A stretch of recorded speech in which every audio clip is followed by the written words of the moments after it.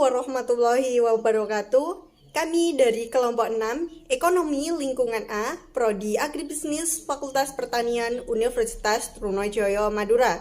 Nah, pada kesempatan kali ini, kami akan mempresentasikan tentang efek radiasi dan limbah radioaktif. Dan dengan dosen pengampu mata kuliah kami, Dr. Insinyur Slamet Subari, MSI. Nah, anggota kelompok kami terdiri dari Aini Mabruhatin, NIM 5, Febri Diah Larasati, NIM 19, Silvi Eka Wulandari, NIM 23, Rani Iswahyudi, NIM 32, dan Siti Nur Fadilah, NIM 59. Nah, selanjutnya selamat menyaksikan video tayangan berikut ini. Tragedi bencana nuklir Fukushima Daiichi pada 2011 merupakan bencana pembangkit energi nuklir terbesar kedua di dunia yang telah mengakibatkan kerugian besar bagi pemerintah Jepang dalam segala sektor, baik ekonomi dan lingkungan. Dan asal Anda tahu, kekacauan dan kerugian finansial terbesar dari peristiwa tersebut bukanlah hanya berasal dari kerusakan aset, fasilitas-fasilitas yang hancur, tapi karena kontaminasi racun radioaktif berat yang mematikan yang dihasilkan. Kontaminasi tersebut menyebar melalui udara, peresapan jaringan bawah tanah, hingga aliran air radioaktif yang terlepas ke pantai, yang membuat area dalam radius 65 km dari pembangkit Fukushima adalah daerah rawan radioaktif. Hal tersebutlah yang melumpuhkan ekonomi, kerusakan produk pertanian, dan lain-lain, menyebabkan kerugian ratusan miliar dolar. Dan hingga kini proses sterilisasi area terdampak masih terus dilakukan meski lebih dari 1 dekade telah berlalu.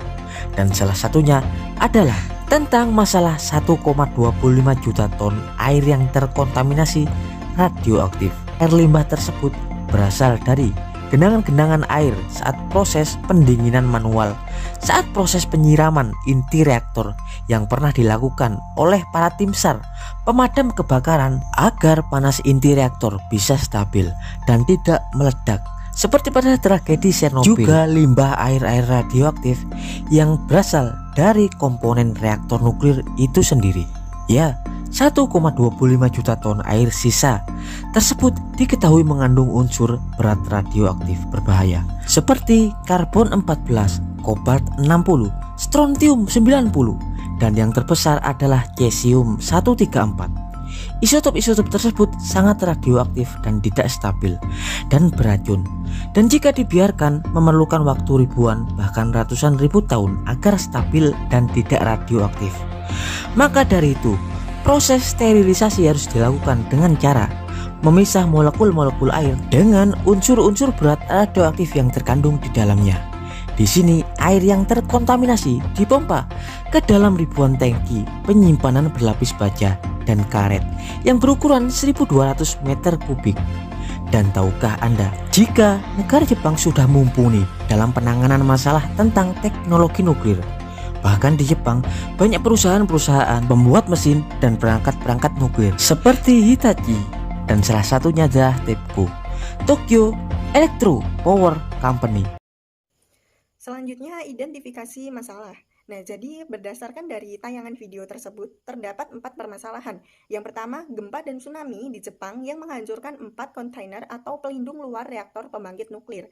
Nah, dari hancurnya 4 pelindung luar reaktor pembangkit nuklir tersebut, ini mengakibatkan kebocoran bahan radioaktif tingkat tinggi dan ledakan hidrogen. Nah, pada reaktor nomor 1 hingga nomor 4 ini mengakibatkan pencemaran udara, sehingga memaksa ratusan ribu orang harus diungsikan. Nah, yang kedua, pembuangan jutaan ton limbah air radioaktif yang dihasilkan pada tragedi tersebut ke dalam laut. Nah, pembuangan radioaktif air limbah tersebut ini berasal dari genangan-genangan air saat proses pendinginan yang dilakukan oleh tim SAR untuk menghindari terjadinya ledakan seperti pada tragedi Chernobyl. Nah, yang ketiga, melumpuhkan ekonomi, kerusakan produk pertanian, dan lain-lain yang menyebabkan kerugian ratusan miliar dolar. Nah, dampak dari kerusakan tersebut hingga kini juga masih proses sterilisasi area yang terdampak. Nah, yang terakhir yaitu 1,25 juta ton air terkontaminasi radioaktif air limbah yang mengandung unsur berat radioaktif berbahaya. Nah, unsur berat berbahaya tersebut meliputi karbon 14, kobalt 60, strontium 90, dan yang terbesar adalah cesium sebesar 134. Nah, isotop-isotop tersebut itu juga sangat radioaktif, tidak stabil, beracun. Nah, jika dibiarkan ini memerlukan waktu ribuan tahun untuk dapat stabil. Jadi untuk solusinya di sini ada beberapa solusi. Yang pertama itu restitusi. Restitusi itu merupakan kewajiban negara untuk bertanggung jawab mengembalikan situasi seperti sedia kala atau membangun kembali situasi yang ada sebelum tindakan dilakukan. Dan untuk yang kedua di sini ada kompensasi. Kompensasi itu merupakan kewajiban yang dilakukan oleh negara untuk mengganti kerusakan yang terdampak dari adanya kebocoran reaktor nuklir dengan menggantinya itu secara finansial. Dan untuk yang nomor 3 itu ada kepuasan. Kepuasan di sini itu artinya pemerintah atau negara itu memberikan sebuah kepuasan atas tindakan yang telah dilakukan apabila penanganan tersebut tidak dapat ditangani dengan cara restitusi dan juga kompensasi. Selanjutnya, bentuk tanggung jawab Jepang akibat bocornya R8512 Kunifar Fukushima berdasarkan UNCLOS 1982 terkait pencemaran laut lintas batas.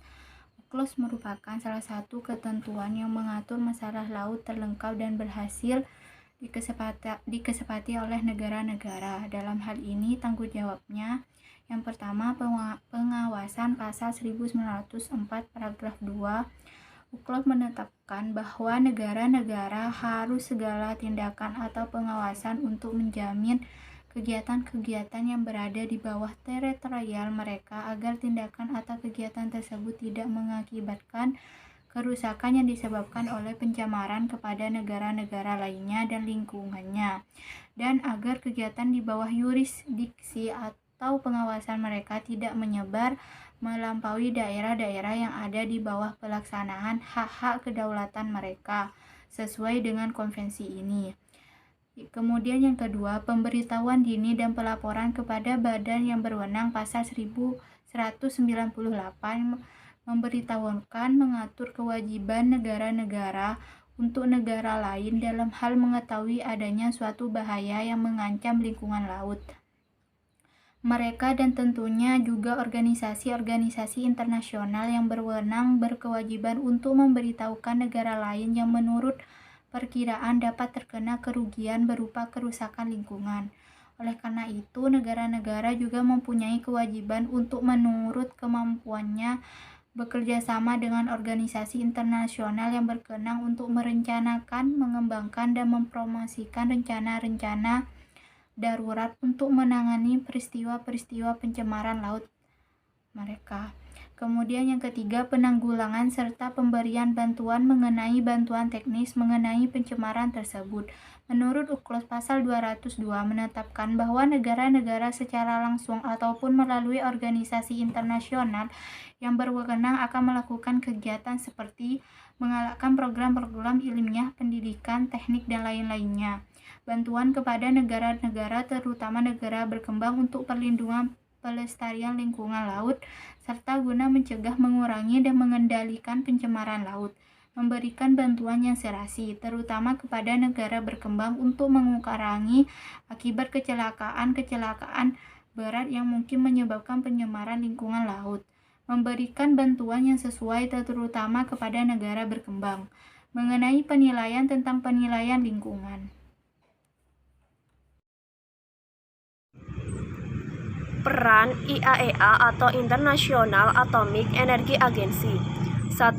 Inspeksi fasilitas nuklir yang ada untuk memastikan penggunaan damai mereka.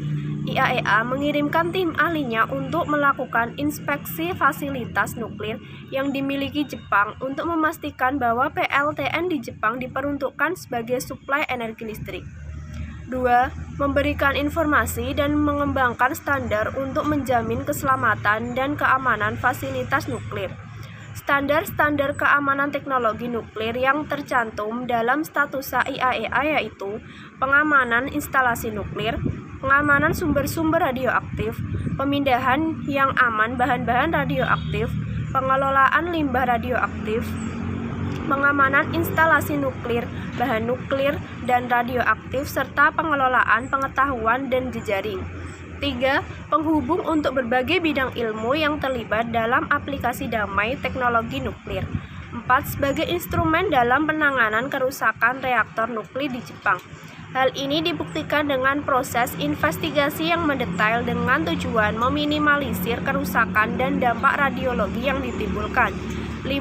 Sebagai wadah interaksi antar negara dengan mengadakan pertemuan yang membahas terkait kecelakaan nuklir. Selanjutnya saya akan menambahkan mengenai peran IAEA dalam mengatasi penyebaran radiasi nuklir Fukushima, di mana peran yang pertama adalah mengirimkan pakar radiasi nuklir internasional ke Jepang untuk menganalisis dan mengatasi penyebaran radiasi, di mana IAEA bekerja sama dengan Pusat Tanggap Darurat Pemerintah Jepang untuk membuat ringkasan status reaktor PLTN Fukushima dan hasil monitoring yang telah dilakukan. Lalu langkah selanjutnya adalah melaksanakan manajemen bencana yang terjadi di wilayah yang terkena dampak radiasi dengan tujuan sebagai berikut, yaitu membantu Jepang merencanakan pengelolaan remediasi daerah yang terkontaminasi radiasi nuklir Fukushima. Lalu yang kedua adalah meninjau remediasi terkait strategi, rencana, dan pekerjaan termasuk pemetaan kontaminasi yang sudah dilakukan oleh Jepang. Selanjutnya adalah membagikan temuan dari misi tersebut dengan masyarakat internasional untuk dijadikan pelajaran. Lalu yang terakhir adalah memberikan poin langkah yang harus dilakukan oleh Jepang untuk meningkatkan strategi, rencana, dan teknik khusus untuk perbaikan dengan mempertimbangkan standar internasional dan pengalaman program dari negara lain. Sekian dari saya untuk